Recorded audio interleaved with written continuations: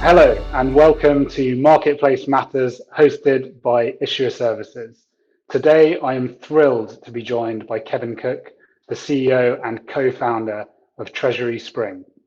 TreasurySpring is on our marketplace and is one of the most innovative fintechs that we have and offers a fabulous solution for corporates to manage their cash balances. Kevin, welcome. Please could you give us a little bit of an intro to TreasurySpring? Thanks, Tom. Great to be here. So I'm Kevin. I'm the co-founder and CEO of TreasurySpring, a London-based financial technology company operating in the cash management space or the wholesale money markets. For our clients with excess cash balances, we provide the opportunity to minimize risk and maximize returns through a unique digital platform. For firms looking for short-term financing in the bank or corporate space, we provide access to a funding channel that they wouldn't otherwise be able to reach. We do this through the world's first and only fixed-term fund platform. A fixed-term fund operates very much like a term deposit in that it's exposure to a single issuer for a fixed term.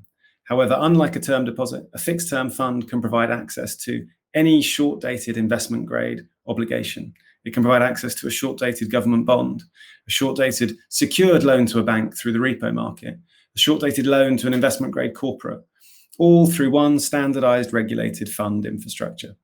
Great, thanks, Kevin. And what I love about the business is the fixed term funds and how simple you've made it. But if I'm a corporate on the London Stock Exchange market, what's the workflow for me to access these fixed term funds? Yeah, so actually one of the things that we've noticed over the last decade or so of working in these markets is that onboarding is a real bugbear for lots of people. The challenges of opening accounts, whether they be bank accounts or fund accounts, are really not insignificant. And so we worked very hard when we built the platform, not just to digitize that onboarding process, to make sure that clients only get asked questions that are relevant to their particular type of business, but also to make sure that one single onboarding would give them access to the entire platform. Not just to all the products that we have today, which is roughly 140 different line items across 4 different currencies, but also to all of the products that we develop in the future. Again, so that single onboarding can give access over time to hundreds of products across multiple different currencies, all at the click of a button. And for listed clients like those on the exchange, that process is even simpler. So the KYC and AML process we can adopt is simplified as a result of their regulated status. And that means that often we can get listed clients up and running within a week from them completing the account opening forms. Great, thank you. And you talked about the corporates who are accessing the platform, but there's obviously the other side as well. When you're thinking about the counterparties that are offering the other side of the contract, what do they look like and what's the profile of those and your value proposition to them? So really, this is a cash investment platform for us. So our issuers need to all be investment grades, and they typically fall into one of 3 buckets. Either governments, supranational sub-sovereign agencies on the one hand, then you've got banks in the middle, typically large investment banks or commercial banks, and then large investment grade corporations is the third vertical for us. And really the value proposition for all of them is to access funding from groups that would not normally be able to fund them in the way that we offer through our platform. So if you're a large bank repo desk looking for secured funding, typically that's limited to financial counterparties.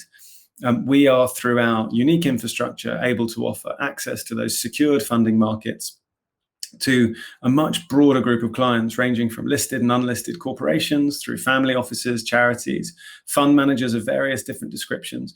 And we really, for both parties, provide that central point of access, offering issuers one sophisticated counterparty to onboard with, and offering our investors ability to access multiple different underlying products, again, through one single hub.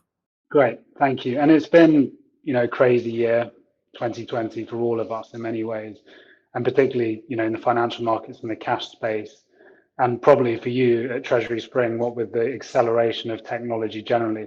Could you talk a little about that, what it's meant for you and also your clients?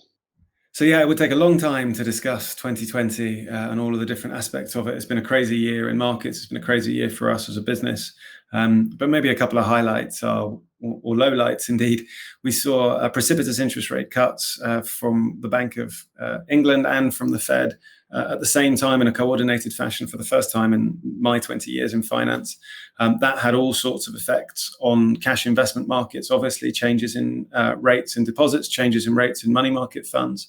And so we've seen people who, in dollars, were used to getting 2% potentially for not doing a great deal with their excess liquidity, suddenly getting close to zero, and in sterling drops from 75 basis points down to 10. So it's been difficult, a challenging year from people from a cash investing return perspective.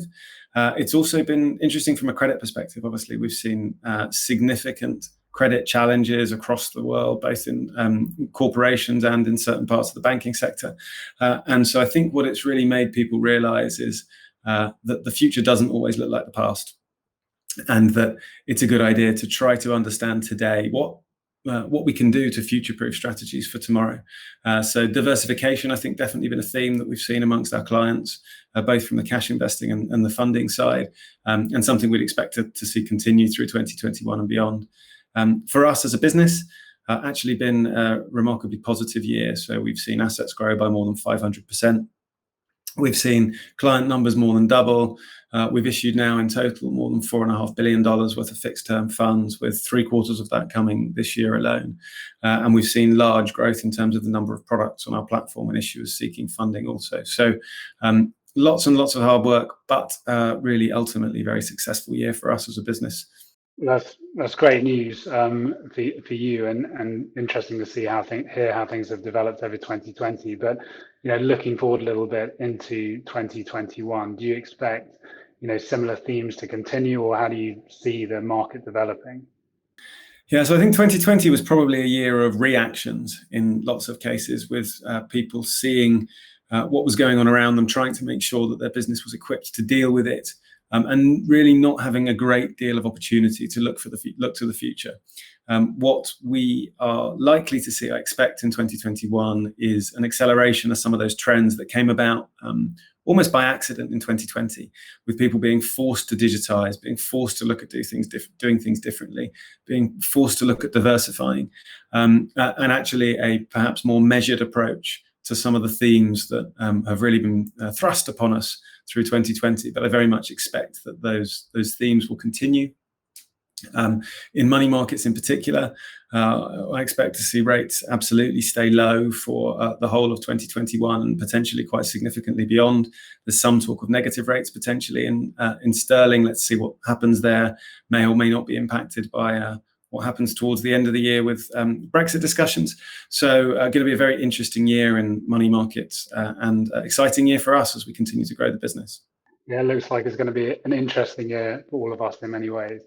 If you have any questions about TreasurySpring, please have a look at the marketplace or email us directly, and we can put you in touch directly with Kevin.